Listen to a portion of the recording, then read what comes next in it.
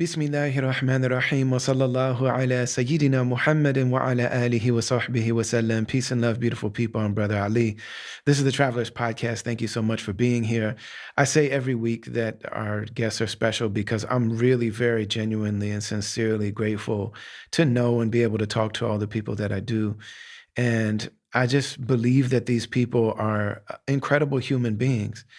And the fact that there are such incredible people doing such amazing things from a genuine place of sincere love and service with all of the amazing talents and gifts and abilities that they have is just really a beautiful thing. And so that's what we're here to focus on is like the people who their inspiration and their example informs us, instructs us, it educates our soul, it encourages us, they inspire us. The people that keep us going because of the fact that we share life with them. And I mean, I think it's obvious to everybody that knows me that like Immortal Technique is one of the people that I'm so excited to be able to talk to and just to be able to share him and his voice, with the people. Um, he's genuinely one of the most beautiful and authentic and sincere people that I know. And it's no surprise to me that I asked him to come on and he did it there are people that I've reached out to and they say yes, and it's very difficult to actually get them to lock down into a time. But I've known Immortal Technique for 20 years, and every single time that I've asked him for something, whether it was to, take a couple hours to sit down on the computer and talk for a podcast interview, or to fly to Minneapolis to just be there for whatever I was doing, or, if there's someone I was trying to get in contact with, or, if we're trying to make something happen for someone in the community, he has always been there and he always prioritizes it. And he's somebody that I just love tremendously, and I'm so grateful for that. So we'll talk a little bit more about him, and we'll get to that conversation in a minute. I just want to say at the beginning of this episode, we had a really amazing week and a really, I think, telling week that we brought back something. We announced that we're bringing back Blood on Beats, which is our learning series. So far, we've had these two rotating learning series. One of them is called Master the Ceremony: How to Live by Rocking Mics, where we walk people through what we've learned over the last 20 some years of building a live touring career. Everything from the nuts and bolts of rocking a live show, how do you do it? The physical and musical and technical part of how do I get on stage and what do I need to do before I get on stage to be able to put on a good set, a good performance. And then how do I build that and interact with the audience and everything from that to the business side of it, how to coordinate a tour and how to set it up and when to bring in a booking agent, when to bring in a manager, what a tour manager does, how to rent vehicles and book hotels and all of that stuff. So we've got that course. But the one that people keep asking for the most is about songwriting, and it's called Blood on Beats: How to Die Writing a Song. And we talk about everything in this one, from the nuts and bolts of creating and constructing hip hop lyrics and songs, all the way through the really spiritual part of what it means to explore and express ourselves by writing. And then also the really amazing connections that happen between people when we really are letting our egos die enough and getting our ego out of the way enough so that we can write a song that exposes some secret part of ourselves so that it reaches and lands inside of another person. And so that's a really, really beautiful process. And in the past, we've announced this and it sold out almost immediately. And so we're bringing it back. It actually starts in January, but we wanted to make it available now so that people either can, if you want to get it for somebody as a gift, or if you want to register now, so that a lot of people have investing in their creative process and journey as one of the New Year's resolutions. And so we wanted to make it available now. But it's a trip, man, because we all talk about my least favorite word in modern times is algorithm, and we talk about social media.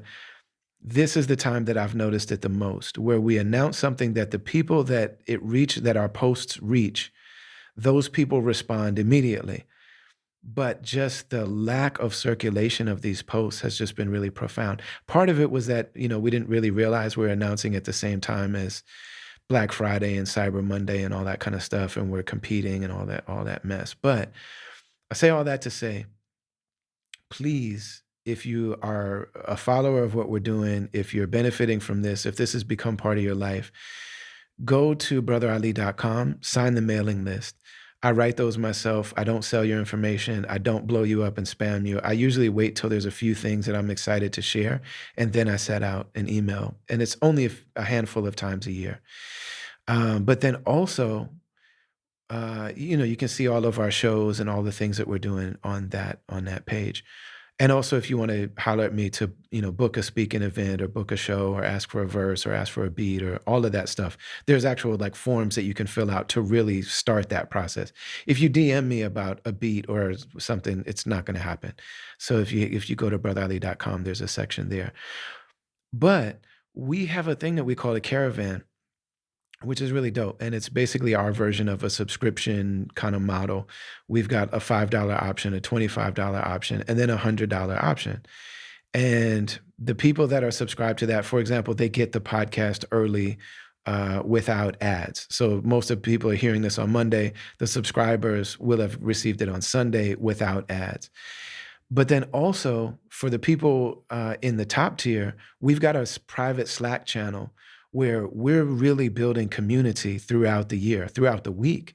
There's people on this Slack channel from different walks of life, different lifestyles, different places in their own personal journey. There are people in this channel that never would know each other because their walks of life. I'm part of so many different communities that when people come together based on the things that we do, it brings people from these different communities together and they get to really know each other. And on that Slack channel, I mean, there's some really beautiful bonding that happens there. But whenever we announce these things, we just did a maxi single, like a limited edition maxi single, a small body of work with 3 songs on it. For example, those people got it early and they got it free, just as a gift, you know what I mean? Because of the fact that they're rocking with us. This course is $250. It's not cheap, but what you're paying for is really for me to take and also for our team to take a month out of what we're doing and just really dedicate ourselves during this month that we're going to build a community of creative songwriters that are really going to be in community with each other. And I don't do it all in one big batch. Like we do multiple cohorts so that we've got a small group of people that's really going through this process together. And so that's really what that's about. But the people that are in that top tier, they get it for free.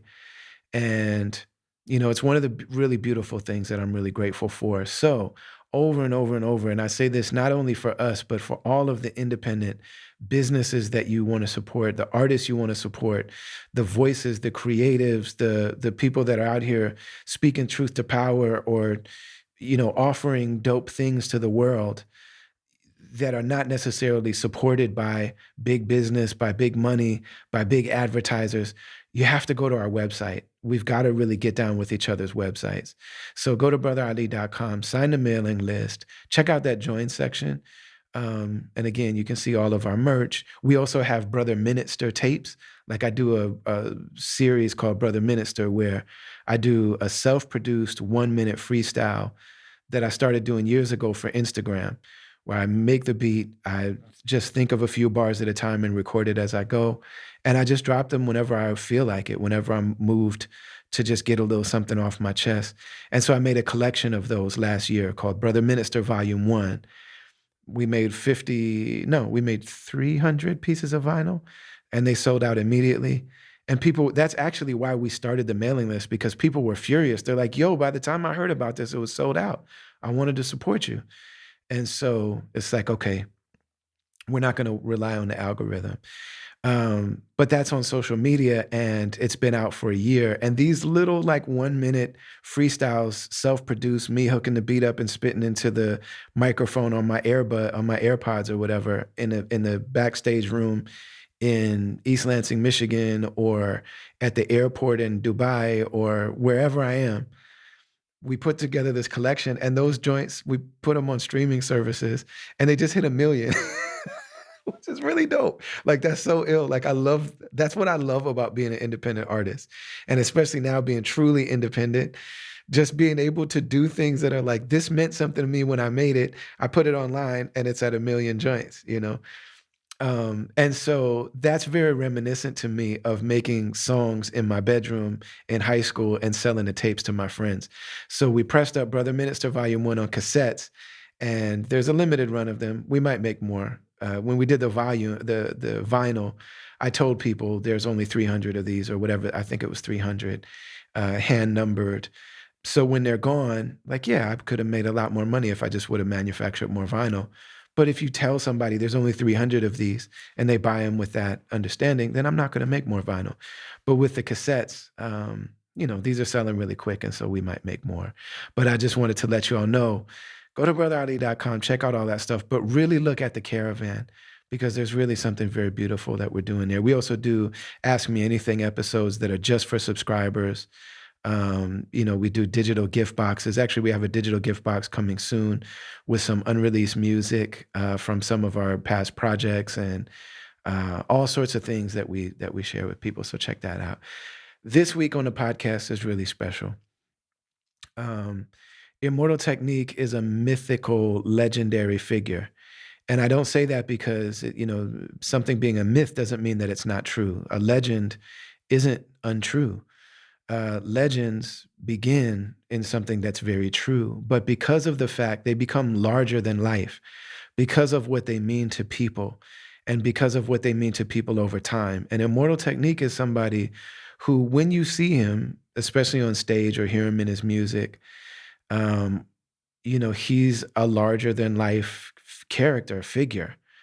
And even when you hear him speak, it's just like, man, this is a person who, his level of knowledge and also his ability to synthesize and articulate it in a very real and authentic way is just incredible. Like he's somebody that you could just listen to talk about any subject. And I have the great fortune of being able to do that on a regular basis. But one of the things that I really was hoping to get to in this interview, and it's tough because Tech loves to talk about the things that he's thinking about. Like his mind is so dynamic and active and creative and alive and present. You know what I'm saying? That it's like you can't stop somebody like that from talking about what's interesting to him, which is, current events and history and how they relate to each other, how they relate to the lived experience of people on earth at this moment and throughout time and in the future. But what I was really hoping to get at, so I'm always happy to hear him talk about that, but I've known Technique for 20 years. And the first time that I really got to connect with him, we saw each other in the battle circuit. He came to Minneapolis, and there's actually an unreleased song of me and Slug and Immortal Technique from maybe 2002 or 3 or something. But I really got to know him on tour, and I think his first tour, I was actually the headliner of that tour. Was myself, and Jizza was on part of the tour from Wu-Tang. So obviously for those shows, Jizza was the headliner. And Angela Yee from the Breakfast Club was actually his tour manager at that time. So they were on part of the tour. But it was myself and Vast Air from Cannibal Ox, shout out to Vast Air, and our amazing DJs, BK1, the producer of this podcast, was my DJ at that time.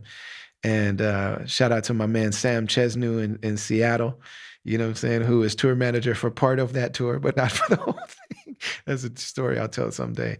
But that was, I think, Immortal Technique's first tour, was that he came on and actually was the support for part of that run. And that's where we really got to know each other and connect. And he would walk in solo at that point. He didn't have a big crew. He would walk into the venue and, yo, where's the promoter? Where's the dude that gives me my money? I'm Immortal Technique. Where's my money? You know what I'm saying? And then he would get on and he had a CD that he would give the sound man. It's before DJ G.I. Joe and all of the other amazing DJs that he's worked with, and before he had a touring crew. This is probably 2003. And, so we're watching this guy and he's getting on stage and just captivating every single person in every room that he was in. One of the most dynamic, just enthralling performers that I've ever been around. And I've been around the best of them, whether he's rapping or whether he's speaking or if he's talking to people. But what I learned throughout the course of that tour is that actually the money from that tour was him supporting his family. He had a sister going through college, and had a family, and he actually was able to purchase a building in Harlem and an apartment for himself and one for his parents, and he renovated this space. And so just witnessing this man, that as larger than life as he is on stage or on the mic, the person behind all of that is even more authentic and more intelligent and more beautiful and more loving and hilarious. Um, all of the things that he's talked about, he has read extensively on these things, and not just in the field of study or the scholars that he might agree with, but he is really somebody that considers as much as he's one of the most well-read people that I've ever known. But also in terms of his real on the ground organizing and activism. So a lot of us were talking about the wars in Iraq and Afghanistan. As a lot of us in the underground in the time period that we came out, we're speaking out about that stuff. I had Uncle Sam Goddamn. Sage Francis had Makeshift Patriot. Immortal Technique had the song with Yassine Bey and Chuck D. Bin Laden didn't blow up the projects. It was you. Tell the truth. Bush knocked down the towers. You know what I'm saying? One of the major joints for Immortal Technique, and just in our genre of artists, and at that time, that was one of the major joints. Immortal Technique took the money, his portion of the proceeds from a record that he made called The Third World. He took that money and didn't give the money to the people in Afghanistan and say, build an orphanage, but he actually went there in that time period when the war was cracking. He went there with his physical body and stayed for a month and physically constructed not only the building of an orphanage, not only the structure, but also the infrastructure, the organization, talking to people on the ground about the way that it would be done, and actually knowing and falling in love with these children and families, and has stayed in touch with them over the years. You know what I'm saying? During the pandemic, when people were arguing on the internet about, is this a pandemic, and what's the vaccine, and where did this come from, and what's really behind it? Tech can go online and argue with the best of them, but he wasn't only doing that. He was going out with his crew, the Rebel Arms. And I'm telling you, I know these brothers. I've traveled with these brothers, with Poison Pen and with CF and with Southpaw and with, you know what I'm saying, their entire crew of dear beloved brother. Like, these are really, really dear friends to me. You know what I'm saying? That these brothers that are street brothers, that are like, dudes that might be a little rough around the edges, but when you know them, when you interact with them, are some of the most loving people in the world, that they were actually out in the streets collecting goods and resources that people needed and delivering them themselves. Not just giving, not just throwing money at a problem, you know what I'm saying? Not just advertising for something, but literally out on the street in the height of the pandemic, when that thing was killing people in New York. They had mass graves. You know what I'm saying? They had structures in the middle of the street where they were housing corpses of people who were dying. Like, this is a real thing. They were out there in the street actually doing that work, actually putting their bodies. So we talk about like first responders, and we talk about necessary workers. These are people who aren't just rapping about it. They're not just blogging about it. They're not just, pontificating about it, even though they can do all of that with the best. Immortal Technique was out in the streets, really leading the delivery of goods and services to people. So what you're going to hear in this conversation is me trying to get back to him, the artist, and him. But, on another level, man, I'm just happy to hear my brother talk about whatever is interesting to him. And and it's always interesting to me. So I'm very, very grateful to be joined by my dear brother, Immortal Technique. We're brought to you, as always, by the Zakat Foundation and by BetterHelp online therapy platform. Enjoy this special episode of the Travelers Podcast.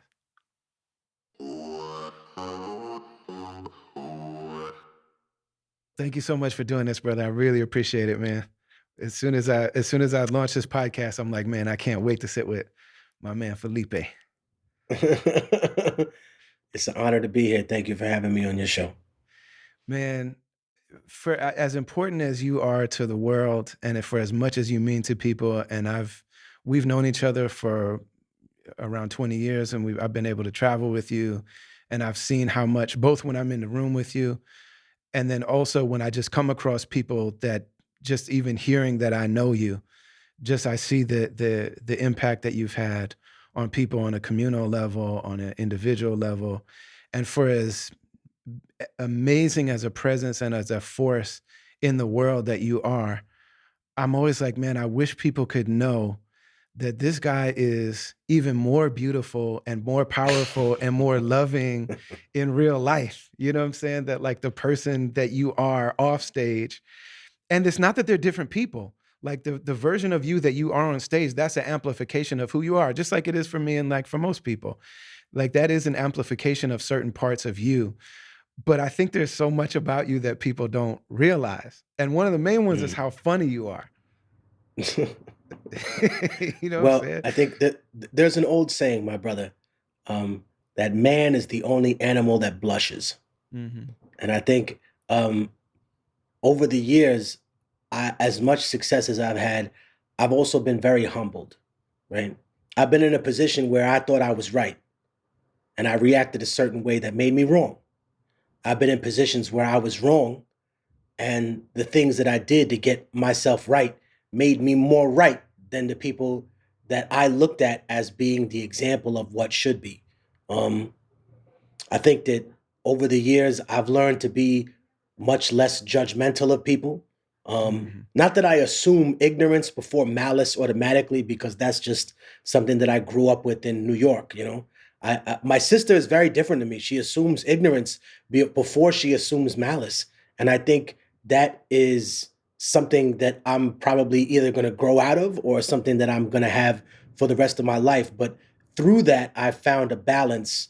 Um, just spiritually by saying even though sometimes I'm always on guard as a New Yorker and a Harlemite, I'm always like looking over my shoulder, making sure I'm just conscious. I'm not like, I think the way that I could explain it to people so they don't get the wrong idea, it's not that New Yorkers or big city people are more paranoid, although sometimes they end up that way.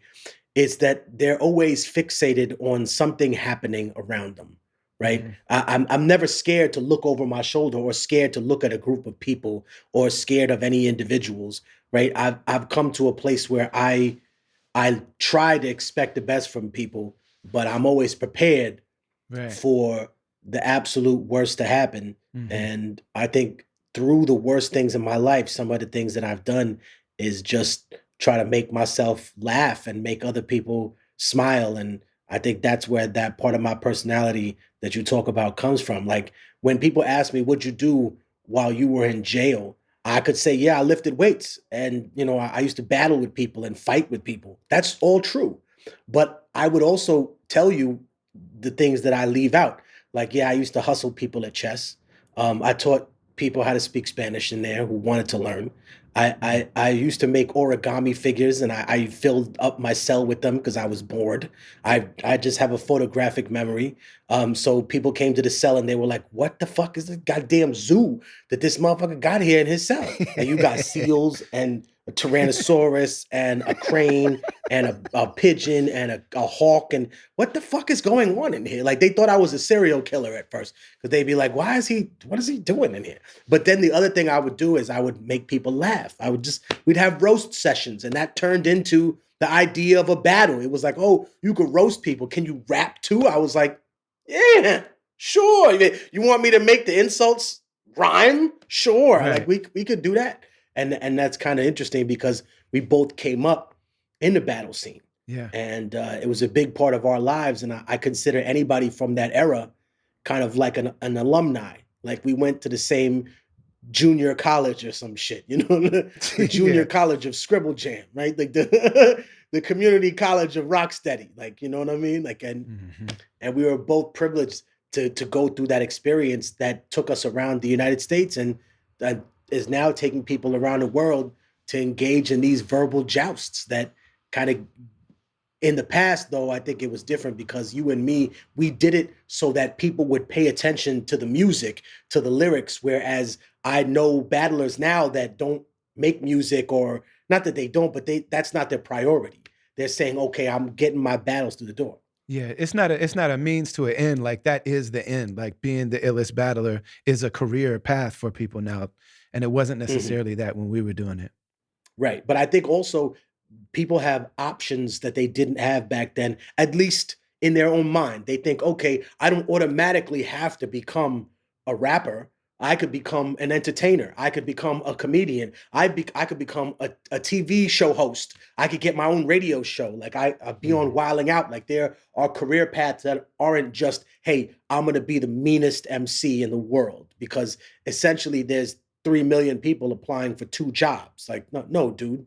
You know what I mean? That's essentially what people were left in. And also in our era, Ali, we're like those boxers that used to box like 110 rounds before mhm. like the WBC existed and Right, shit like that, right, right, right? right, right. But because now, think about this, Ali. We all been in bracket battles, right? The pyramid. I call it the pyramid scheme of the small club franchise. So Mhm, you have 16 battlers. You got a crowd of 400 people that all paid $10, $20 to get in. Only one of the 16 battlers gets paid. He gets like $500 to what a great show. What a pyramid scheme. Now, at least all the battlers got to get paid like a regular boxer, right? Which makes sense because imagine if you watch the boxing match and you were like, wait, he lost, but he still got to pay for camp, for the trainer, for everything. He got to feed his family, so he don't get nothing, even though he took a beating for 12 rounds. Nah, you got to give him something, man. Right? Yeah, it's so real, man. It's so real. Cause But yeah, I I'm mean, I'm one jealous. I look at punchline. those kids like, man, you Yeah. lost, and you still got $5,000. You got paid $5,000 to have somebody beat the shit out you on camera. I wish I'd had that. That would have made all the losses feel better, right? The few of them that there were, I would have been like, oh, yeah, I took an L. But you know what? I made $5,000. Here we go. Yeah, man. I mean, you literally could be one punchline away from either all the money or nothing. Like, you either get it all or you go home with nothing at all. Uh, So crazy. So crazy. When did you first know when did you really first start identifying yourself as an MC?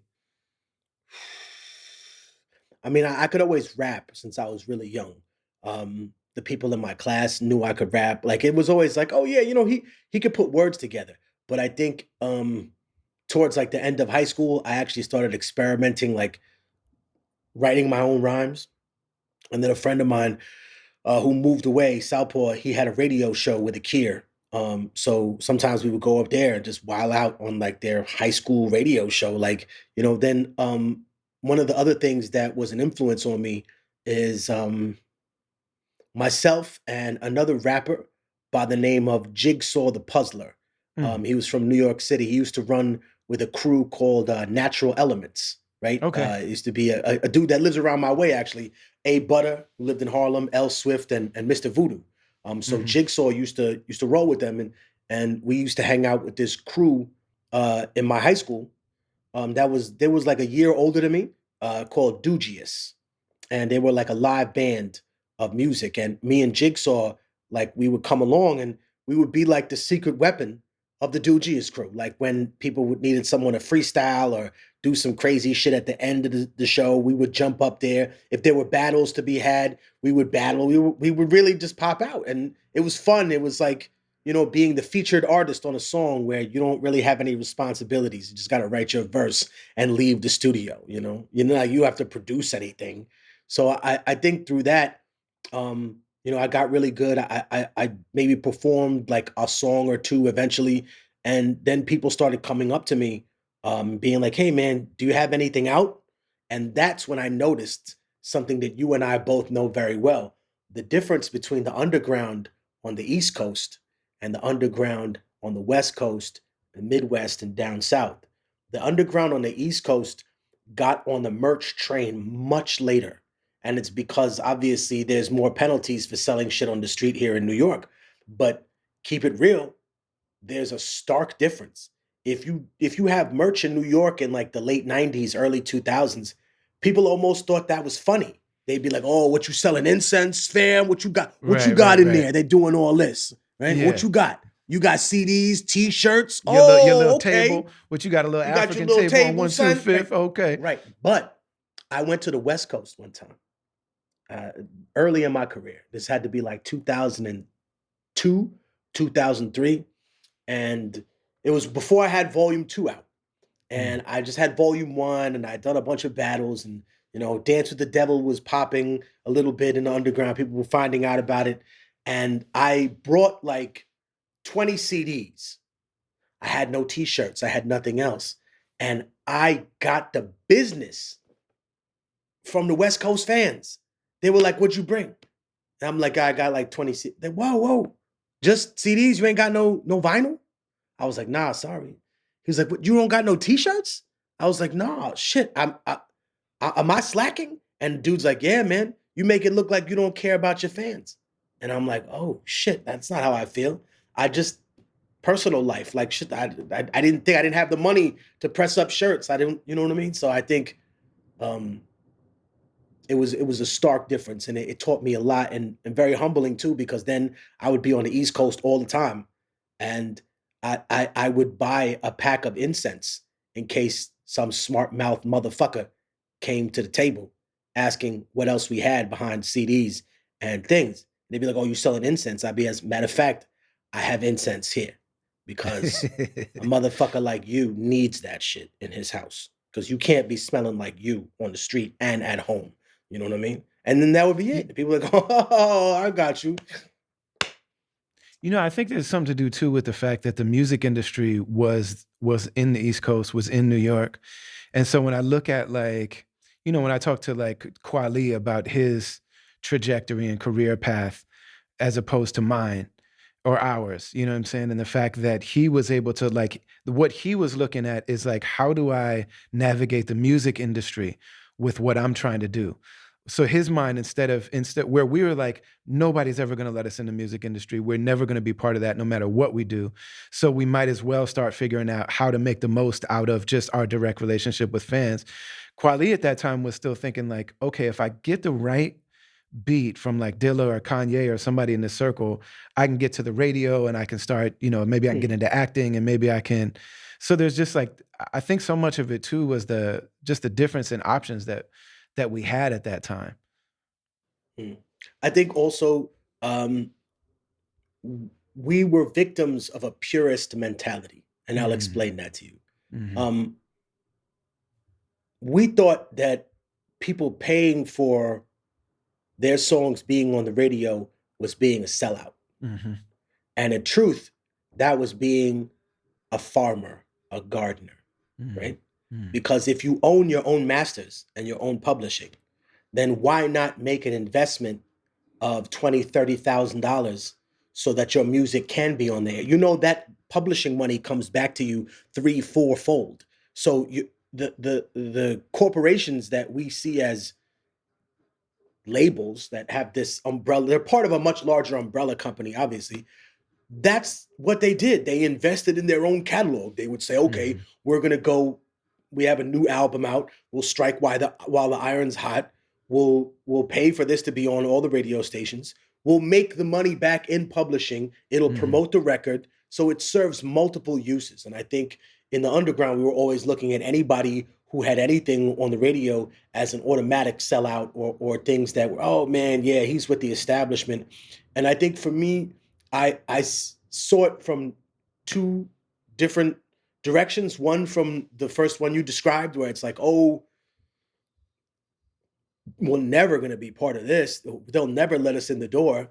And then when Volume Two became successful, I got calls from people that I know didn't care if I was in the door or not.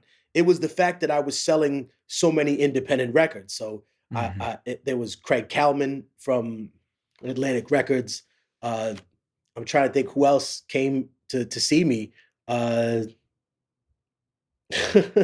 a plethora of people. I'm saying Sony, um, Rick Rubin. I mean, you can name the people that popped out of the woodwork and were like, "Yo, would you like to be part of this? Like, you know what I mean? Are you looking for that?"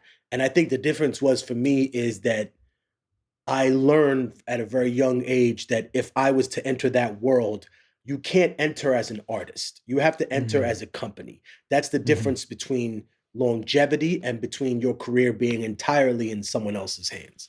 If Mhm. you enter as a company, which is what I asked them, I asked all of them the same thing. Sony, now obviously they all sing a different tune, Ali, because the catalog Right. itself is worth whatever. But at that point, they would say to me, wait a minute, you want to get signed as a company, not an artist? And I'm like, yeah, I have Immortal Technique Incorporated. I have a catalog. I have masters. What are we doing here? And Mhm. their perspective was very different because I didn't have an incredibly long track record. And, for me, the way that I saw to kind of even that out was just living on the road. You know what I mean? To live on the road, to do shows all the time. And, if I could be honest, this is where, you know, I had met you earlier through the battle scene, but I really got to know you by being on tour with you, and also by really being impressed with your ergonomic and like efficient attitude towards things that in no small measure comes from your faith, from your dean, from your organizational aspects, and just the courage of commitment to that cause, brother. I mean, like you were, I don't want to make you blush, but you were a true Muslim in that sense. When I saw y'all up at 5 o'clock in the morning the day after a show, and then eating, and then back on the road, and we're stumbling to get up at like 11:30. We'll always have a late checkout. We get to the spot like an hour before we have to be on stage. You're already finished. You're asleep in the other room. Like everything's, your night's over at like 8:30. I was so jealous. I was like, this dude is like really calm and relaxed on the road. I'm over here in charge of a pirate ship of lunatics. And every time we drive into a city, we take something or something is sacked. It's just crazy. Like the times I had really did reflect like almost a continuation of a little bit of the lunacy that I used to experience as a kid, but obviously curtailed and centered much more around the business later on. Because at some point, that's another thing I realized by touring. At some point, somebody has to be the adult in the room, Right. and whoever's in charge of the tour, you set the tone for the culture. That's So right. if I'm in a bad mood and I'm in a violent mood, Yeah. my men will be that way too. Not because they're violent naturally, although Right. whatever people grew up tough, but it's crazy. Everybody that I know that's a tough person, right?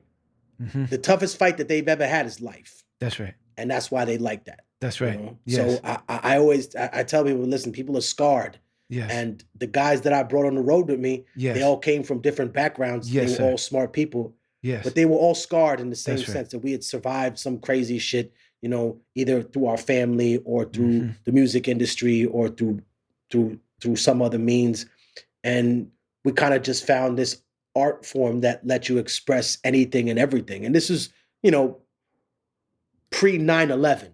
Right. After that, I think a lot of things, not just in the music industry, but in terms of just the politics of the United States changed. And I appreciate being part of that time because I think it bought me um, a lifelong fan base of people that saw me question something that people were just taking as rule of thumb. Like, for Right. example, I'm not a anti-vaxxer, but I do believe the government abused the rights that it had during COVID time. I mean, people call it the Great Reset, more like the Great Rebate when big corporations bought into smaller facilities and bought them out at a record high rate. These people made plenty of money. The same thing after 9/11.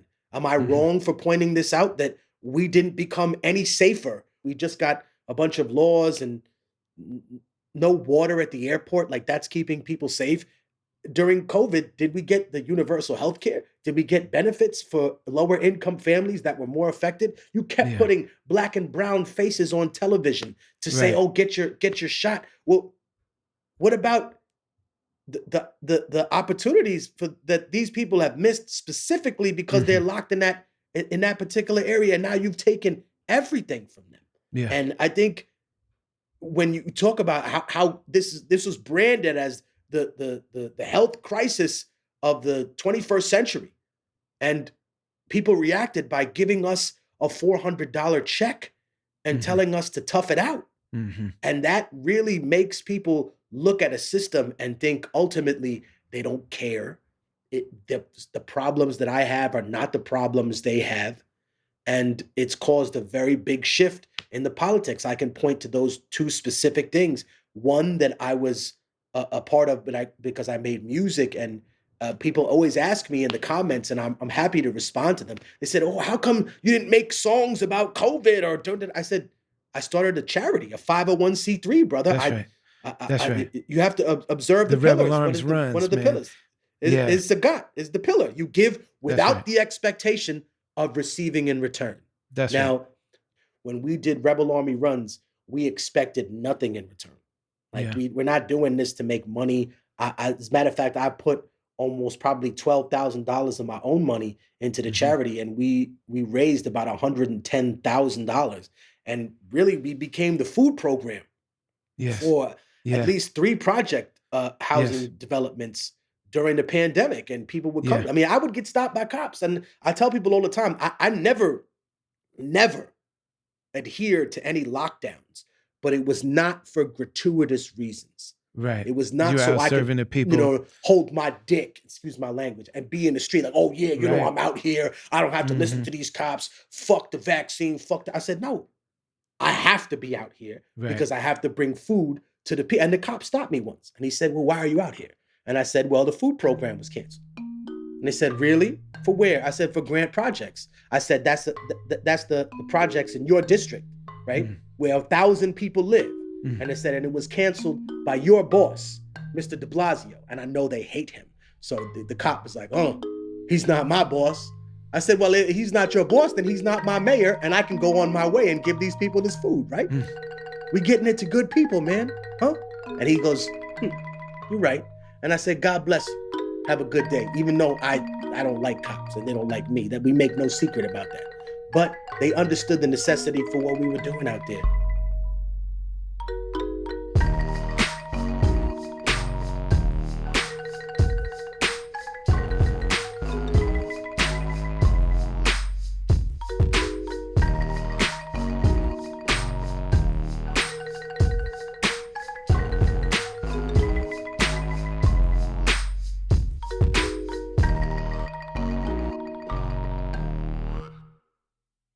Whether this is your first time listening to the Travelers Podcast or you've been rocking with us from day one, you need to know Zakat Foundation. Zakat is the pillar of Islam that deals with giving and deals with sharing and deals with, showing up financially for the people that we are in the struggle with and the people who might be in a situation where we have something that we can share with them.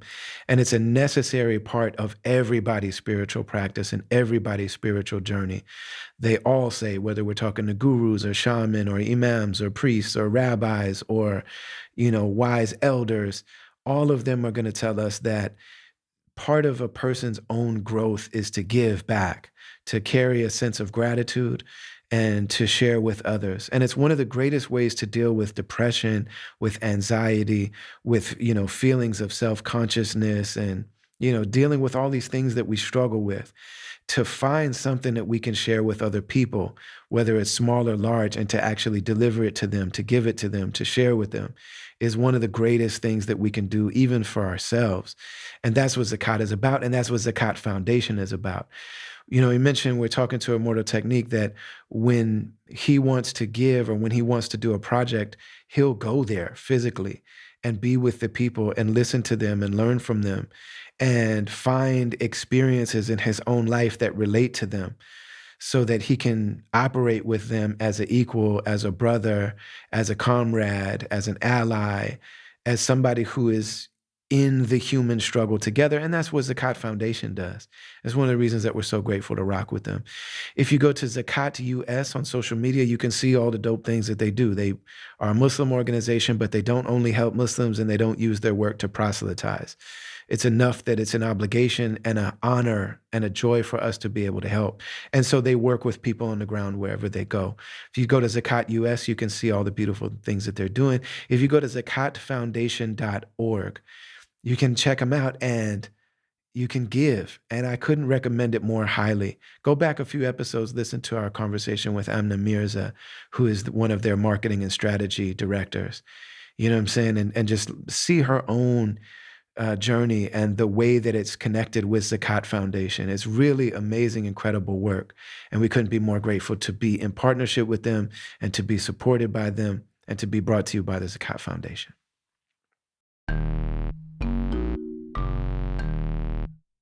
When somebody is as powerful on the mic and also as eloquent, so as powerful on stage and in the booth, but then also as eloquent as you are, I think people might not realize how much real direct organizing and action and like genuine, how first of all, how genuine you are with people, that everywhere you go, you've got the people that are in the street and you also have the people that are organizing. And a lot of times those are the same people, but then also the very real building that you've done throughout your career, like the ways that you've given back, these kind of direct action, like like the Rebel Army runs and like the like man, talk to us a little bit about the joint in Afghanistan, about the orphanage in Afghanistan.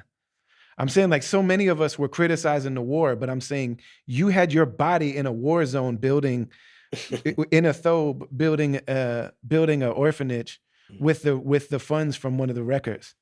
Yeah. I had to relive a really fucked up part of my life recently, and I think maybe this is the best venue to kind of get this off my chest. I never really spoke about it. Um, of the 21 children we had in the orphanage, I'm glad to say that 20 of them made it, and some of them moved out. They left the country. They went to India. One of them went to Pakistan. Two of them stayed, and then another one. Uh, the little kid's name, I remember him because he was so tiny. Um, and when we read the Quran and as a whole, like we had to invite the local mosque to come to Kabul. So for those people that don't know, I took a percentage of the profits from the Third World album, my stake, not the company. They had nothing to do with that. My stake, and I put that towards building an orphanage and a school in Afghanistan called the Amin Institute, um, and I owe it all to these brave um, young ladies who were Afghan, whose families had been stuck there, and through through a lot of pain and suffering, I guess I just have to talk about this. One of the children, this brother's name was Waleed. His brother, Waleed, had found out he had a brother, a half brother. He was like, "Oh man!" So some of them, they had like a offshoot members of the family they were looking for, but they were just like in the street at the time, or they were living with a relative. They didn't have a home of their own, right? But some of them had like distant family. So he discovered that he had a brother, and in the same year that he discovered he had a brother, Ali, he found out that his brother was killed in an ambush by the Taliban, and he was not given the death of a martyr. He was thrown into a shallow grave and discovered later.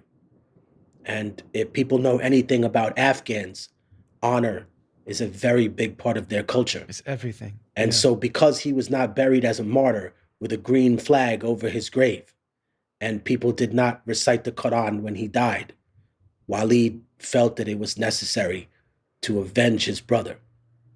And so he joined the Afghan army against I can't tell a man what to do once he turns 18. He's out the orphanage now, right? I can't. I'm not his father. And the people at the orphanage, they told him, they said, please, this is not, you don't do this. You're a smart kid. You could do this. And he said, no, my brother must be avenged. They shot him in the back. They killed him, not like a man, right? Like a coward. And he was hurt. And I can't imagine what that's like, right? Hmm. I got a sister. I can't imagine if somebody killed her, you could talk me out of that, right? Hmm. Hmm. And so Waleed died fighting them. Um, Probably about a year before the final fall of Afghanistan, and I say a prayer for him. I hope that he's you know with Allah. I hope that he's at peace, and it goes to show, man. We did this orphanage almost, I want to say 11, no, more than 10 years ago, right? Mhm. So a lot of the kids grew up and just lived life, and life happened to them. Mhm. And so it's bittersweet because we saved so many, right? We I see all the kids, Amanulahan, all the other little kids that, man, they were tiny. They looked like a fetus to me when I Mm, was there. mm, Like it took mm. 14 of them to tackle me when we were playing Yeah. football, and I was laughing. And now to think that they're all like, living their own life. Some of them obviously had to get apprenticeships because there are so few universities in Afghanistan. So a lot Mm, of them sought out apprenticeships. So one of them was really good at engineering. So he was like, hey man, maybe I should, try to repair cars and then work on other stuff and mechanics. So he got an apprenticeship there at a mechanic. Another good dude was really good at writing. So he worked in a library. And it was just little things that they could do, but when you feel that kind of pain and suffering inside, right? I saw something about how the law works the other day, about how if you punish people, it's not just for the benefit of society, it also relieves the pressure mhm, on other individuals to have to take vengeance. Although I mhm, don't really know how true that is because people don't look at the state as an equalizer. I think that in many ways, when you get to Afghanistan or outside of the United States, you just see a much more naked truth, a harder reality, right? I saw an arranged marriage, and I'm like, is that wrong? And the people there were like, listen, we've had a war, not like okay, I don't like those people, not Hatfield and McCoy. No, only 12 people died in that giant fiasco that people say is that exemplifies vendetta in this country. No, no, thousands of people have died in this area and this area here in Afghanistan for the past 200 years fighting each other. So my son is going to marry his daughter, and that's going to be the peace for this small area. And I mm. was like, wow. And I said, wow, because I'm going to kill my grandson's other grandparents? What sense does that make? Like, Right. huh. How much of your life experience made it so that when you were in Afghanistan in a war zone, you felt at home and you felt connected to people there? Well, here's another thing about me. I'm racially ambiguous. So in some places, I get called other. Like if I'm in Morocco, Mm. people don't assume I'm Peruvian, right? I Yeah. grow the beard out a little bit more. You know what I mean? If I went to Afghanistan, I had grown this all the way out. Right. My head was all the way shaved, right? I Yeah. was wearing a shalwar kameez. People had no other way to look at me except that. And I made sure to fold the back of my shoes so that when I walked in them, people were like, oh, he must be a local. And the reason is because those people have the back of their shoes either so folded or they take them That's out right. because they Yeah. pray 5 times a day. It's a Right. way to show, That's oh, I right. take my shoes off that often. So that's another thing I discovered in Afghanistan. People judge you immediately Mhm. by what you're wearing on your feet because that is supposed to be your job. Now, New York and America, we don't have that because they're motherfuckers wearing construction shoes and they never worked a day in their life in Right, physical right, labor, right. right? You know that all over the world that Muslims claim you. Like, you know that you're claimed. Like, you know that people are just like, "Yeah, he's Muslim." You know what I mean? To the point where people have asked me and I'm like, "Yeah." But I'm just like, "Yeah," you Ask know what I'm him. saying? Ask him. But I wonder but just for No, all of the I'm people more that than always ask me, you know what I'm saying? sure, And there sure, is a sure, sure. category in Islam of people whose hearts are very close to us. It's basically like being an ally or like being like an extended fam, you know what I mean? Or something like that. But I never answer that question. I'm always just like we're brothers, you know what I mean? And but for all of the people that ask me, can you give the answer that you give when you're asked that question? Sure, I'll give a definitive answer.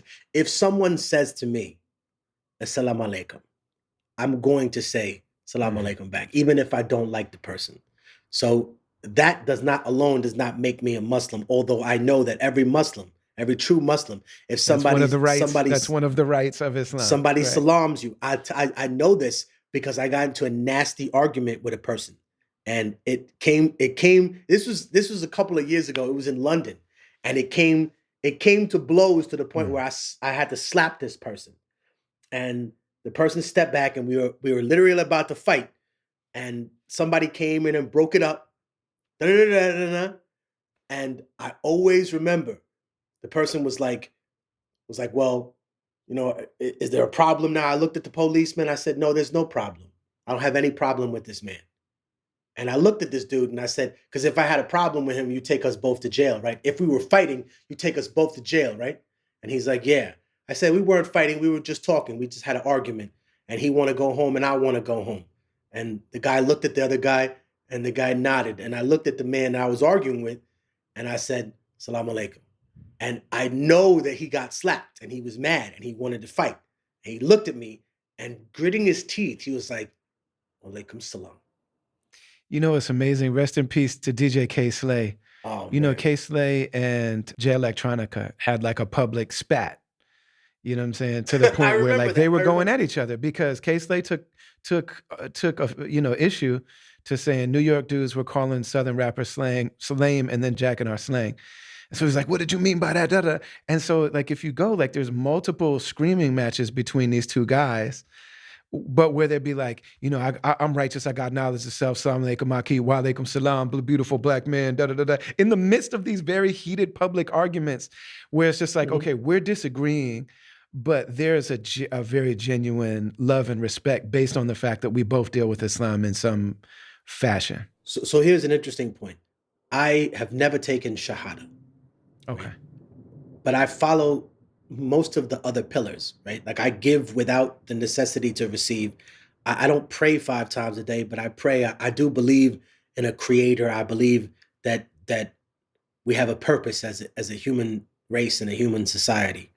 Um, when we discuss the the conflicts in the Middle East, I think that the way that I became almost a part of that community, a part of the Middle Eastern community, is that I was a very, very early supporter of Palestine. That's I was a right. very early supporter of the atrocities that are going on in Iraq and Afghanistan.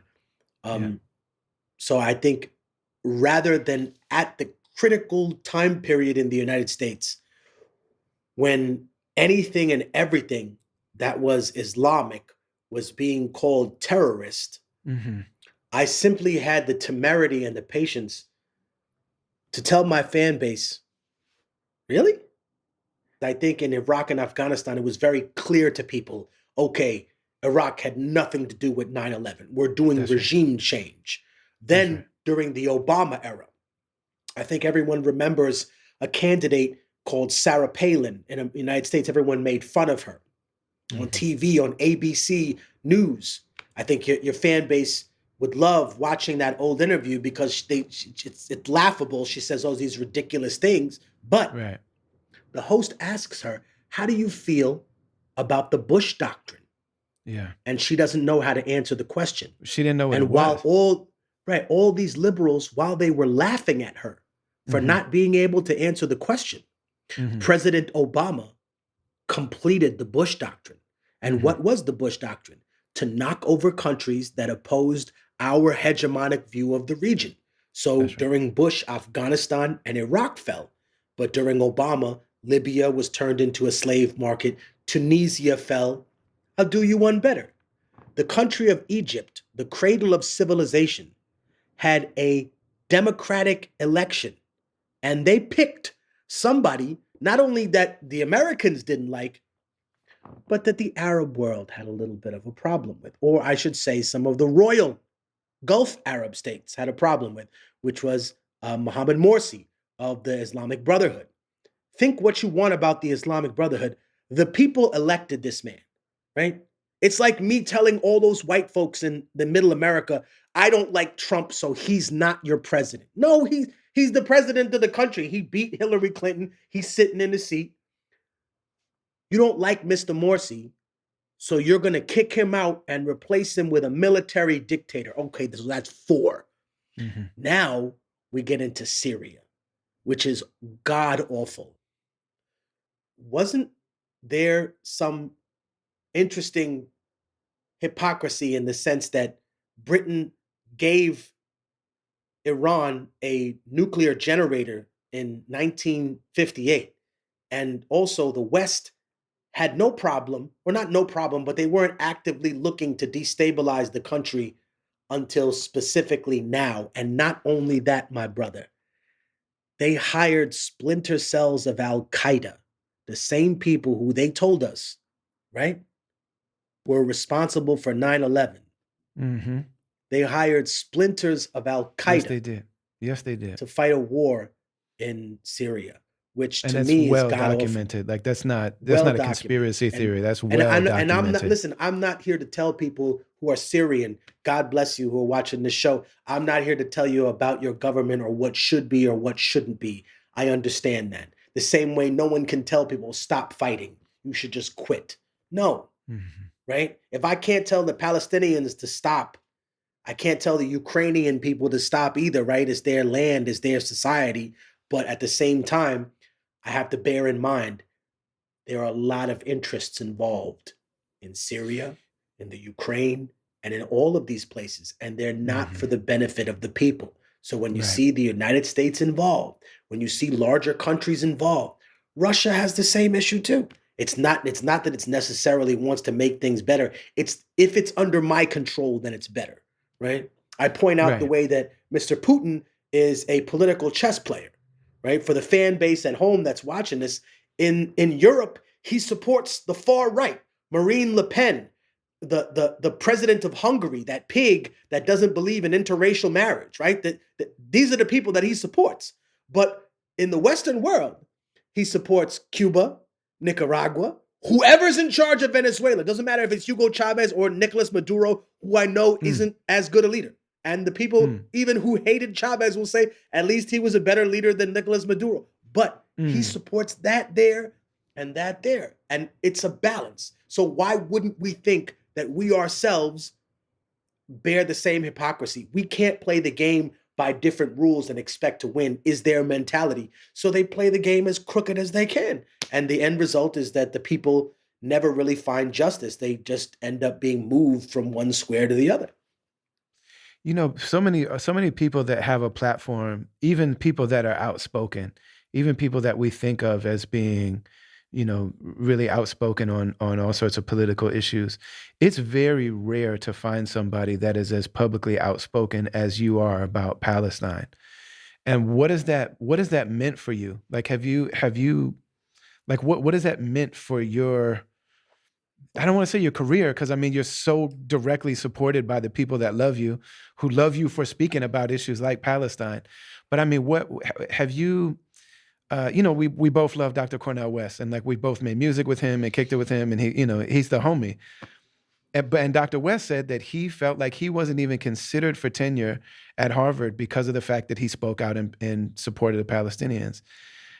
So I mean, it's I there are believe very him. real consequences. Yeah, I believe it as well. But I wonder, have you felt that? I mean, I know that I've been spoken to by music industry people who are like, "Hey, I'm comfortable with you saying whatever you want. My community might not be, though." You know what I mean? So just be aware that like I get asked I, questions every I, time you say something. I would love to share this with you. The most, not say the most, but in a massive amount of Mhm. support that I get for supporting the people of Palestine actually comes from a radical Jewish community as well here Man, in New York and in man, America. there's some of the most And articulate. I want to say, of course, there's Palestinians that love me. Yeah. But I'm saying of all people who are who have power and who have governments and who are you know attached to power around the world, some of the most like outspoken, passionate, articulate people have been that I've ever experienced are Jews who talk about the atrocities in Palestine. Like there's some of the like there's not a white person that talks about white supremacy the way that that certain Jews talk about what's going on in Palestine. I think also the thing is that a lot of the people that I've talked to, that I've befriended, they say, listen, I had family members in the Holocaust. I've had, we were persecuted when we first came to the United States, right? Hmm. We've lost the immigrant story, right? We Hmm. remember once upon a time in America, Italian people and Jewish people were not considered white, right? That's So right. we're in a position now where we've gone through that. Hmm. And now our story is an immigrant story. Hmm. And I think it's very, very heartwarming for me to see that kind of support. Now, I will say this. Whenever people say, "Oh, you're a big supporter of this," I know someone who's not. You should go argue with them. I always say to myself, "You mean put money in their pocket? Is that what you're saying? I should go on their Hmm. YouTube channel and give them money so they can Hmm. then monetize me and edit the way I want to be seen?" No. What's wrong with you? Who nameless profile? Who do you really work? Whose publicist are you really? I think Hmm. one of the things that I've enjoyed my entire life is the ability to have a fair one. That's what we called. Hmm. And a fair Right. one back in the day meant that one person met another person and they quietly fucked each other up somewhere in the park, and then whoever won won. That's it. I've had a lot Right. of fair Right. ones. Right. That Right. said, Right. I think that over the course of my entire career, I've actually had private meetings with people that would consider themselves not just Zionists, but massive supporters of Israel. Mm. And I met a person like that. And I'm not going to say that we're best friends, but we talk here and there. And he said, "Hey, man, you know what? I grew up listening to your music. Mhm. Now, obviously, I work for this government in Israel, but Mhm. I'm an American Jewish person, right? Mhm. You think about, hold on, let me get this straight for people who are watching the show. You know, Netanyahu's from Philly, right? He's from Philadelphia. His family, they don't, you think they came out the Sinai Desert? No disrespect, because there are Mizrahi Jewish people. There are Mhm. Sephardic Jewish people. We can't be That's right. ignorant. But a That's right. lot of Israel comes from the United States, and that's not something we should shy away from, hide from. We're not trying to disrespect or take away anything from a specific individual's culture, but the Americanization of Israel is interesting because if you look at these societies that are supposedly diametrically opposed, Israel and Iran, you'll find that they're full of the same thing: a government that's run by conservative people with a population of mostly young and very liberal people. Now, you take away the religious extremism, you actually find that in Israel, you have a lot of very young people that don't agree with how the society is run. Now, they're not encouraged to speak up about it in the same way that people from Iran who are coming up young say, "Hey, man, you're not encouraged to speak out against the government." There are different laws, not like here in the United States. The difference is this: when I talk about Israel, I've actually had the person that I was having this discussion with admit to me privately that there's a difference between Judaism and Zionism. Mhm. And I'm going to be honest with you, that's a very difficult thing to get out of people. But he said this to me in confidence. He said, "Listen, I can never say this publicly, but yes, I will acknowledge to you the difference between what I personally described to him." I said, "Brother, if we're talking about these two different things, one of them is a religion that's thousands of years old, and the other one is a political ideology that was invented in the 1850s. Yeah. As a result of what? European racism. Right. Exactly. Because again, the natural enemy of the Jewish people for the past 2,000 years has never been Arab. That's right. It's always been That's right. European far That's right. right Christian That's right. That's societies. right. If you look at the expulsion of Yes. Jewish people Yes. throughout Europe, you Yes. can see a timeline of white European societies that have traditionally thrown them out or tried to enslave them in some way, shape, or form, if we're not talking about wholesale assassinations. And so often throughout history, especially through that particular period, where so many of our Jewish brothers and sisters and families went, were places where Muslims actually were like, "Hey, we'll protect you from, we'll take you in, and we'll, I'm living in Istanbul, and I mean that's one of the realities of Istanbul. It was that way before in Spain. It was that way in, all throughout the Middle East, and of course, we're not talking about like romanticized versions of like beautiful brotherhoods at all time. No, no. You actually you're talking about actual history, and it's important you bring that up because a lot of people in Europe blame Spain's expulsion of Moors and Jewish people on the rise of the Ottoman Empire, on the vast movement of their kind of trajectory westward through an incredible expansion in the 15 and 1600s. Obviously, they reached their zenith in about 1683.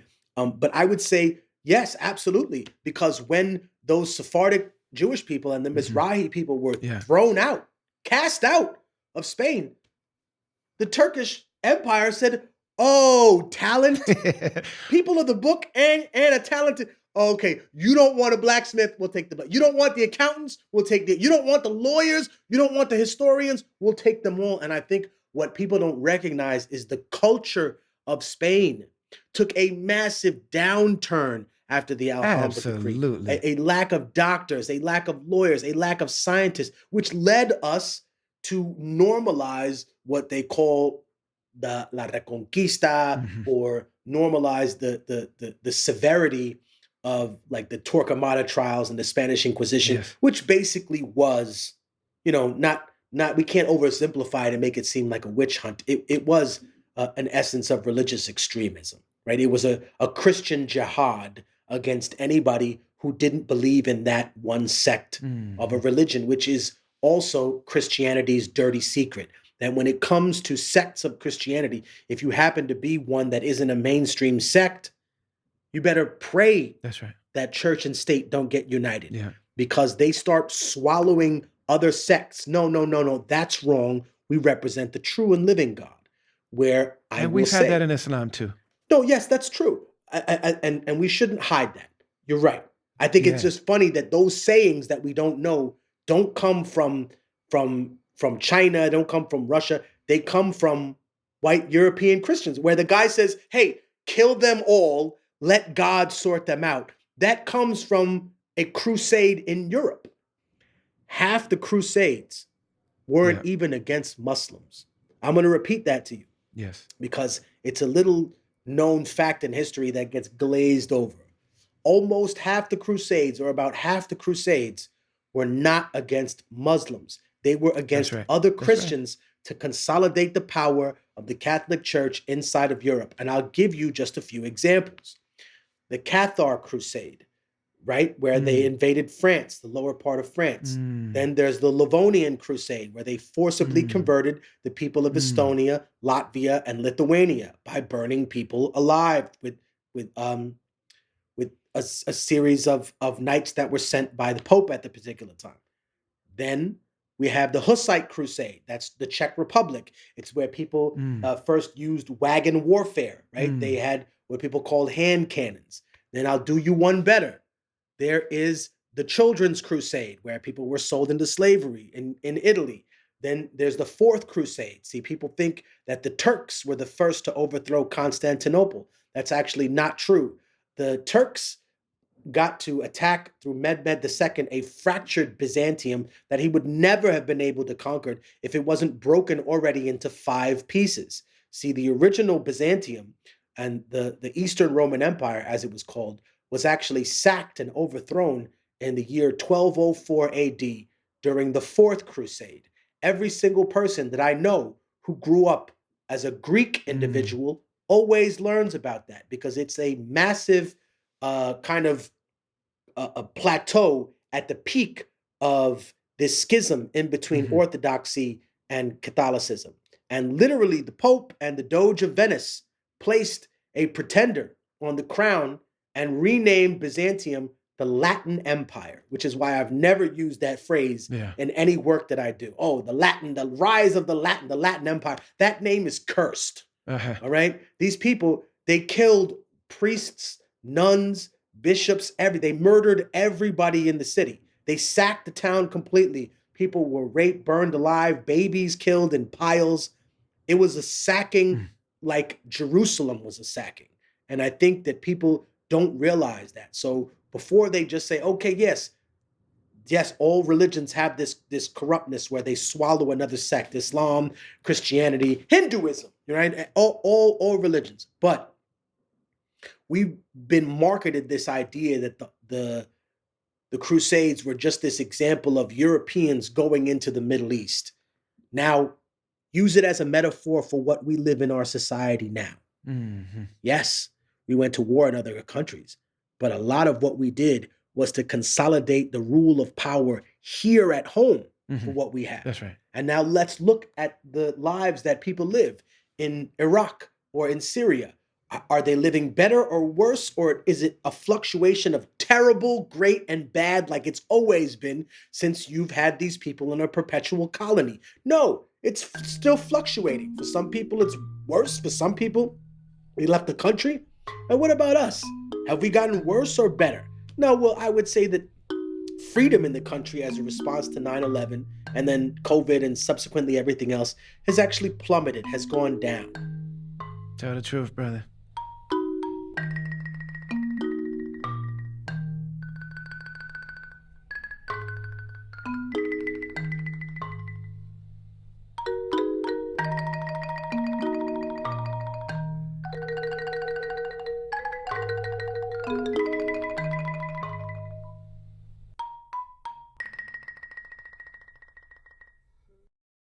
All of the incredible people that we speak to on the Travelers podcast have something in common. And that is that they're proof of the fact that we're a collection of our stories.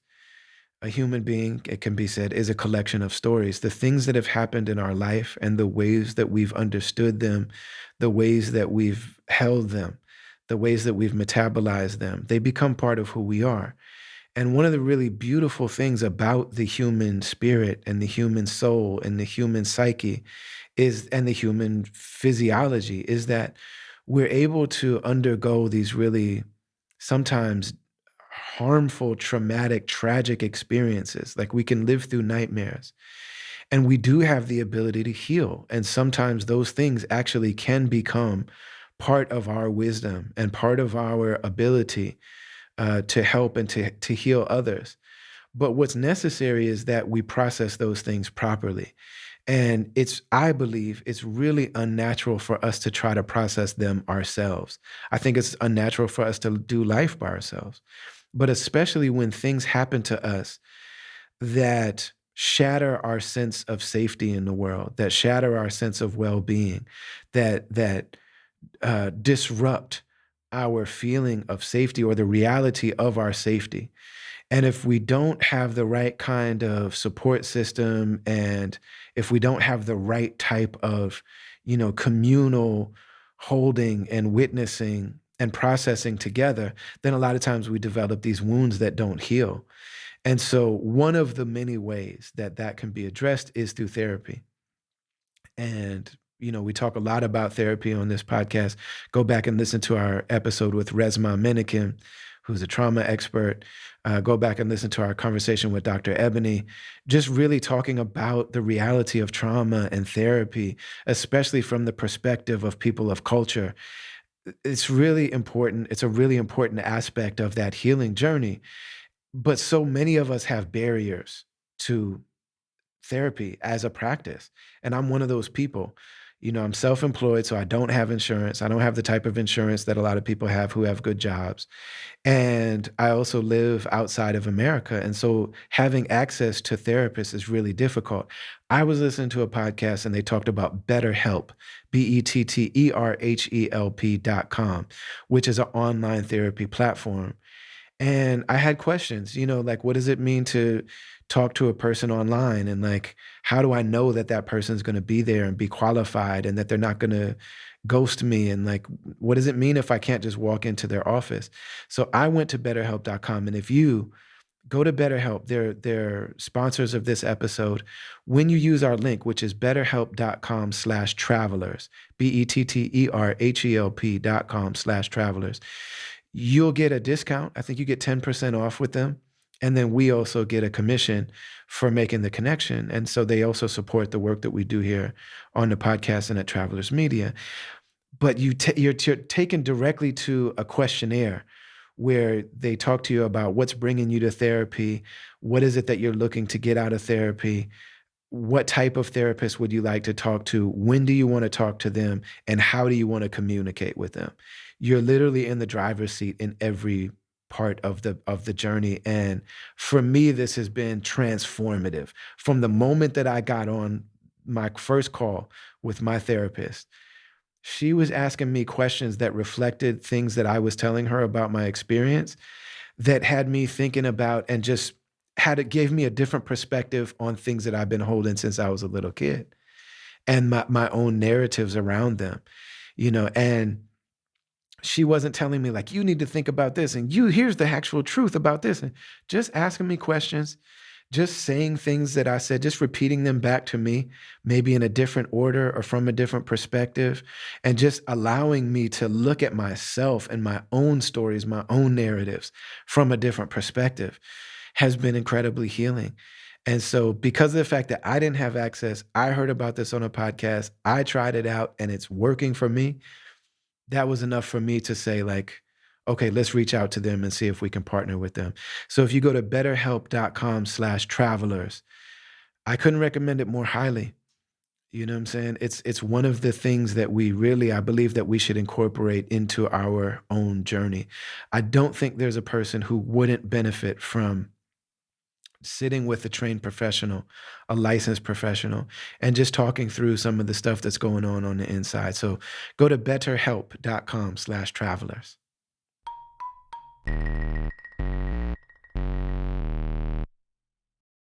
You know, I mentioned Jay Electronica, and I saw Erica Badu one time at the Breakfast Club, and they're asking her about Jay Elect. This is before he did the album with Jay-Z. And they're like, when's he gonna drop an album? He's got to drop an album. He's got to drop. When is he going? He's got to give us an album. And she just very calmly said, no, he doesn't. And it just, you know what I'm saying? And it made me think of you. Because of the fact that, you know, people have been talking about this. And I mean, I know, because I know you, that there have been all these, developments in the story and things like this. And I know that there is a massive body of amazing music that exists. I've heard some of it. I know that, I know the engineer that's recorded it, mixed it, you know what I'm saying? Like, I know that this music exists. But I do wonder, on an artistic level, it seems like for like the longer it goes, it like, do you feel any sense of pressure that, like, because it's been delayed for so long, because the people want it so bad, is there any part of you that's like, this is not going to satisfy? Like, people have built it up in our minds so much, and I consider myself one of your fans, that like, Sure. is there some part of you that's just like, man, I'm almost better off not dropping a record at this point? You know what I'm saying? No. I think for me, one of the great things is, okay, I'll give you an example. I'll even drop some bars, right? I wrote a song called The Long Winter, and it was about losing everybody in my life, right? I got the word. I remember, I used to date a young lady Yeah, from Minnesota. I used to be up there all the time. And that's even right. though we broke up, she was still a friend of mine. And, she passed away randomly. And so did my cousin. The young lady, she had a heart attack at 36. Like, you know what I mean? My cousin was suffering from Mhm. stage 4 bone cancer. Um, so I wrote a song called The Long Winter. And to exemplify like how much life just fucked me up. You know what I mean? I can get into some of the things that happened that delayed the project that I'll share with you. Um, but in the song I wrote, it's like a long winter where you watch everything die, colder than the farthest that the sun has been in the sky. You freeze to death when you stop and take a moment to cry. The teardrops turn into icicles in your eye. So many funerals You start to feel empty inside. You have to cut away pieces of yourself to survive. It's like the good earth is running out of things to provide. You see the truth when you let go of your pride. I used to be angry at my dead friends, like, why the fuck you left me behind? Mm. And now I'm happy that they moved on with their spiritual lives. They don't have to live with the pain or deception and lies. And I know that I'll see them again, right before it's my time. Look, I don't pretend to know what happens after we die, but I promise you'll all get to find that at the end of your ride. I can't save the world, but I could take care of my tribe. And through the longest winter, we will survive.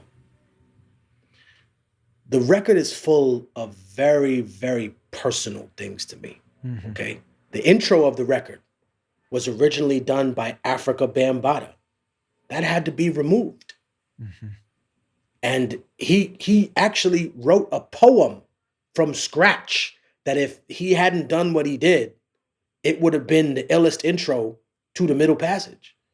And that's gone now. The artwork had to be changed.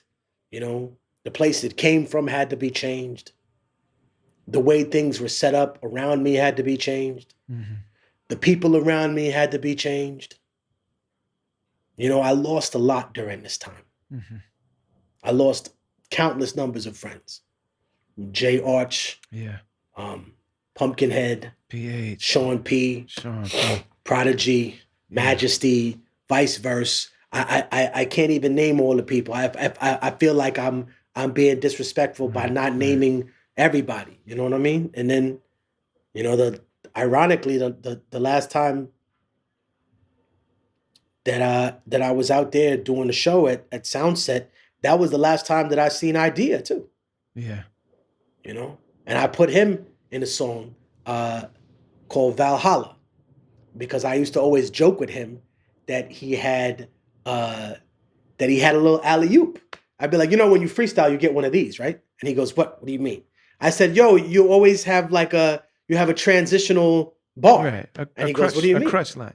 I said, He said, "Yeah, you grab the mic and just." Yes, I was that's like, "That's right. your thing. You grab the I mic grab and the just." microphone and straight da da da da da. Yeah. I grab the microphone and just blast you, right? Yeah. You're just mad because my car is moving faster and I passed you. Yeah. You know what I mean? But that's just the type of shit that he did. So what did it say? I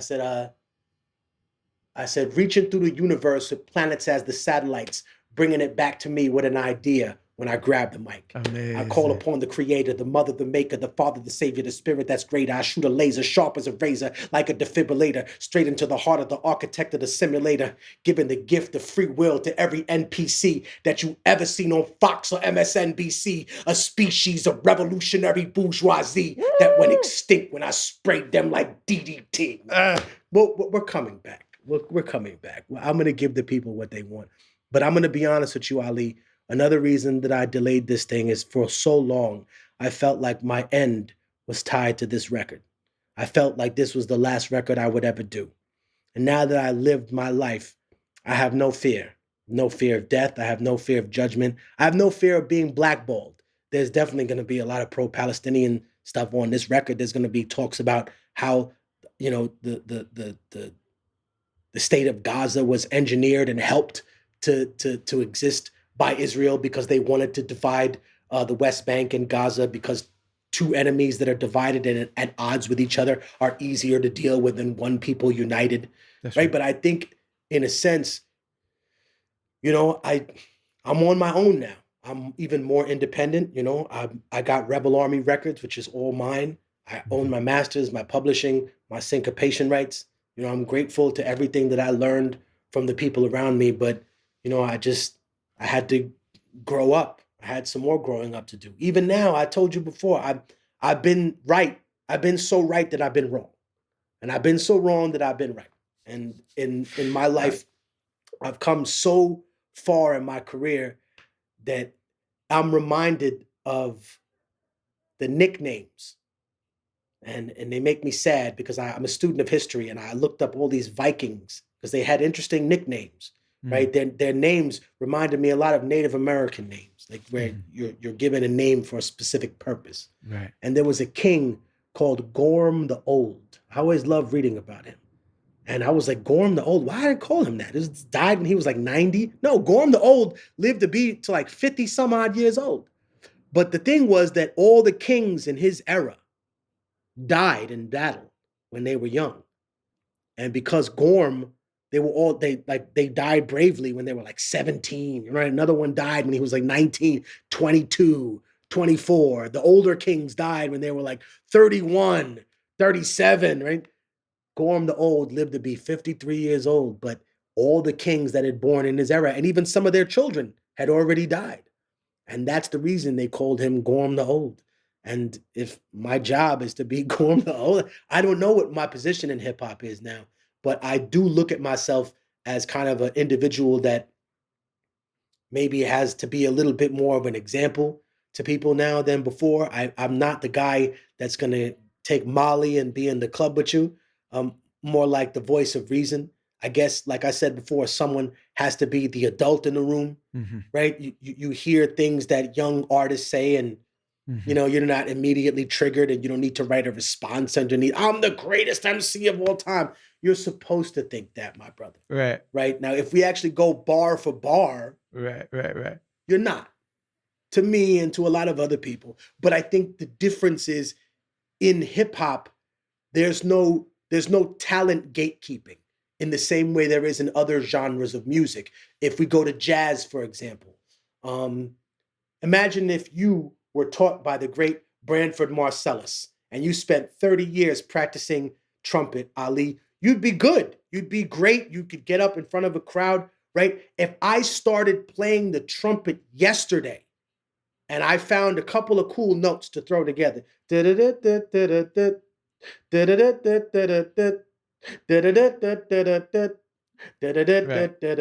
that's it. But I can't really do anything else but that.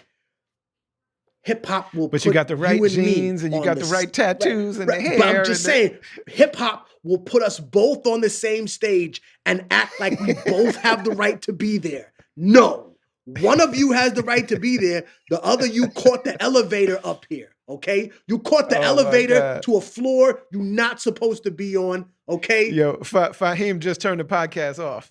My son just turned it. My son was just no, like, it's not a click. problem with that. And listen, I have nothing against the youth of today because I don't judge Yeah. them. I tell people, Right. listen, they may look soft, but there's a gun in that purse.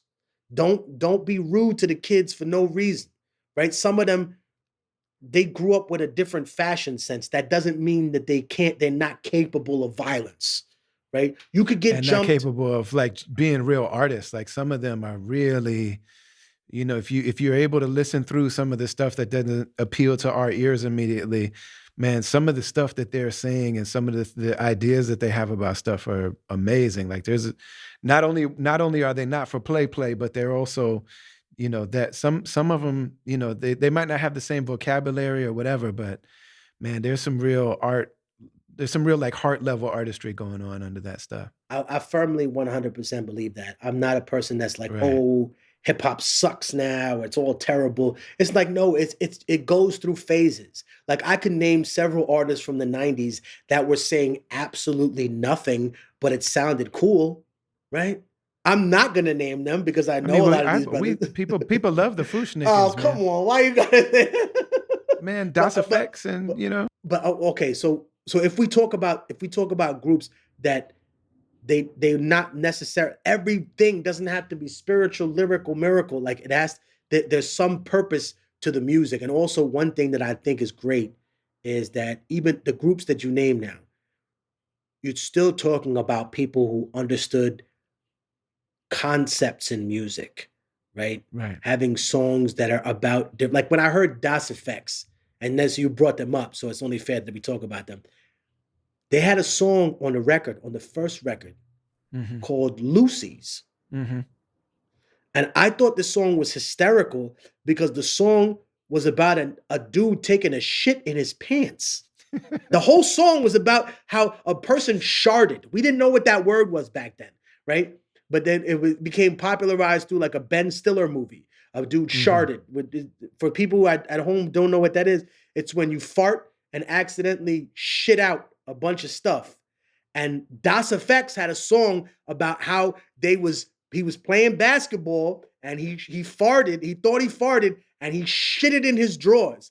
And he said the girls was getting sick. All my niggas, they was bugging. And I thought it's again, it doesn't have to be the most complicated lyrical, but it was hysterical to me It's as a little hysterical. kid. It's conceptual. I'm saying that's a human moment. That's a deep level Right. of like vulnerability for the sake of like causing something in people. And I mean, if you think about like all the amazing music that we love that's scatting, like there's something about one of the things that I do love about what they call mumble rap, and I don't even like that term, but you can't, there's something that's like so deeply physical about it that it can't be duplicated.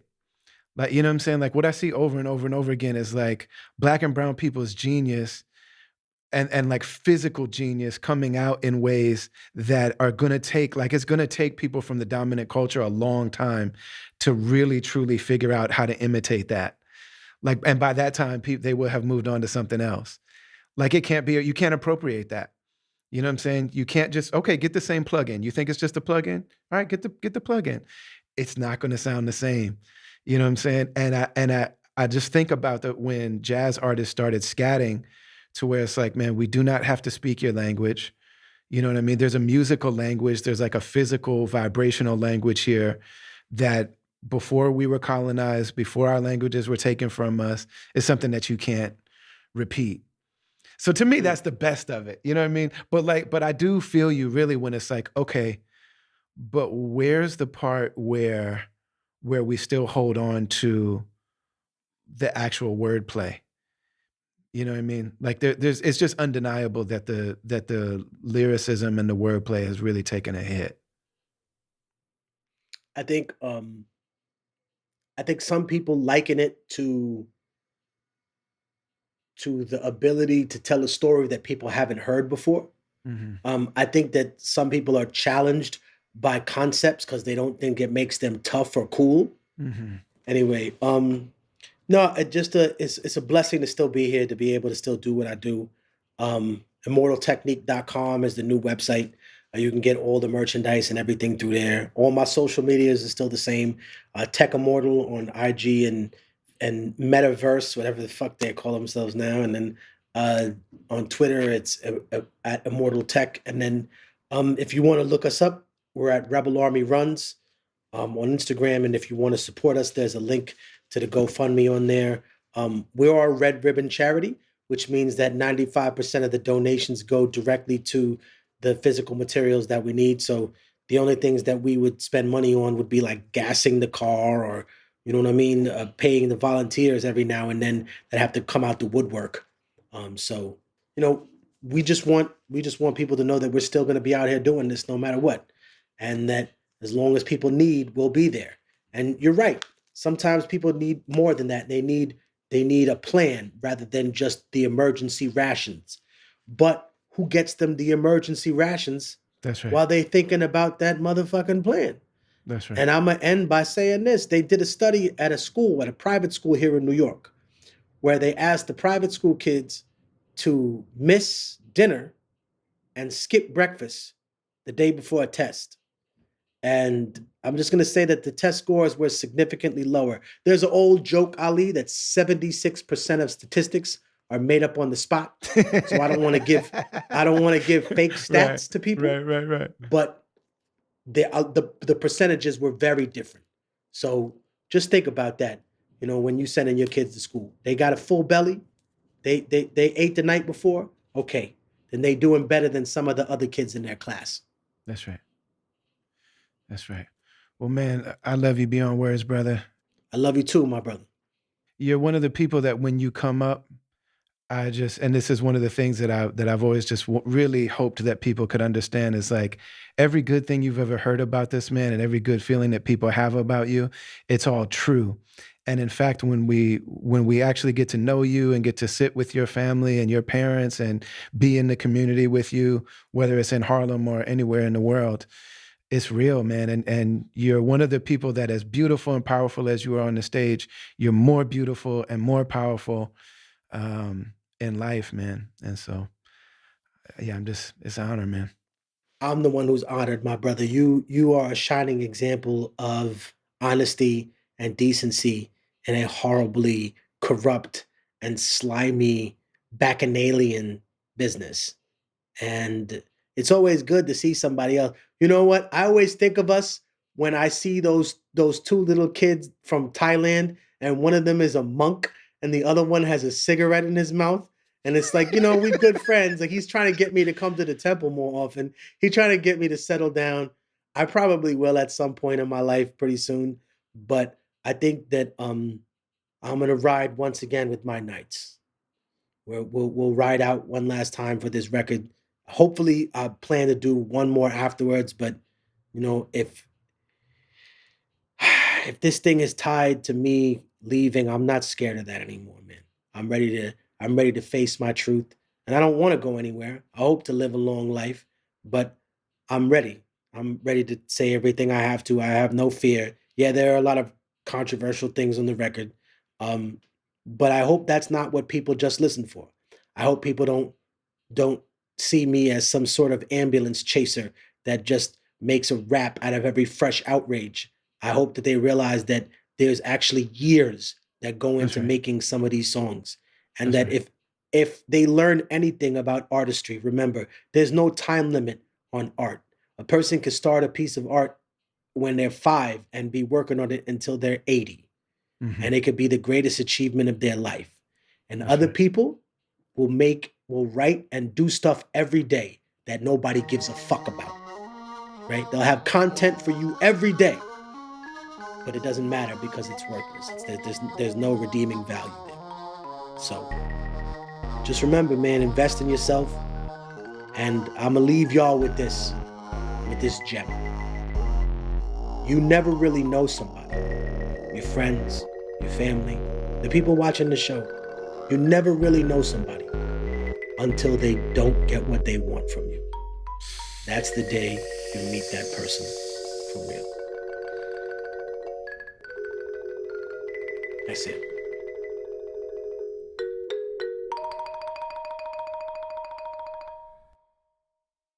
Special thanks to my dear beloved friend and brother, Immortal Technique, for being so generous with his time and with his insights and with his thoughts and just with himself. You know what I'm saying? I really hope that we can have him back. It would be really cool if me and him could talk in a room together. And again, I just can't emphasize enough just the real beauty and sincerity of this guy and the people around him. So shout out to Immortal Technique. And he mentioned in the interview or in our conversation that he's taken some steps to become even more independent, as we both have. Really taking our careers into our own hands. So go directly to immortaltechnique.com, check out all of the merch and check out the upcoming shows and events. And we're all patiently waiting for this album, you know what I'm saying, for the middle passage. And I've heard some of it, and he shared some bars with us, and it's real. It's a real thing, and it really is incredible. And there's a tremendous, for all of the things that we've loved as fans and listeners of Immortal Technique over the years. What's coming in this album is really incredible. So it would be really good to be connected directly to him for when this project comes out. So much love and special shout out to Immortal Technique and to the whole crew. I want to say thank you to BetterHelp. Again, BetterHelp.com/travelers takes you directly to their online therapy platform, full of licensed and trained professionals, completely confidential. Get down and see what this therapy journey is all about. When you use that link, you get 10% off, and we also get a commission for connecting you to them as our listeners and as our community. Also want to give a special shout out to the Zakat Foundation, Zakat US on social media, or zakatfoundation.org online. Get down with them, find a way to jump in and become a part of the amazing work that they do. Special thanks, as always, to Amna Mirza, to Mansoor Panawala, to DJ Last Word, to my man Darian Washington, to Ida Rashid, to Imam Shane, to Chaplain Shane Atkinson. Special shout to Sage Francis. Some of these people I shout out because they listen to the podcast and they give me their feedback, and it really matters to me, keeps me going. Special shout out to all of the caravan, the subscribers in the caravan, and especially those trailblazers in that top tier. We're very grateful to you all, and we will see you in the Slack and in the chats and the Zoom calls and all that stuff we do. Really looking forward to Blood on Beats, the online songwriting workshop. That's going to be a very, very special thing. We spent an entire month together doing that. So go to brotherali.com and check all of that out. Travelers Podcast is produced by the one and only BK1, aka Brendan Kelly, and it's a production of Travelers Media. We love you all. We pray for you all. We hope that you're well, and we are certainly grateful for you being here with us. Assalamu alaikum wa rahmatullahi wa barakatuh.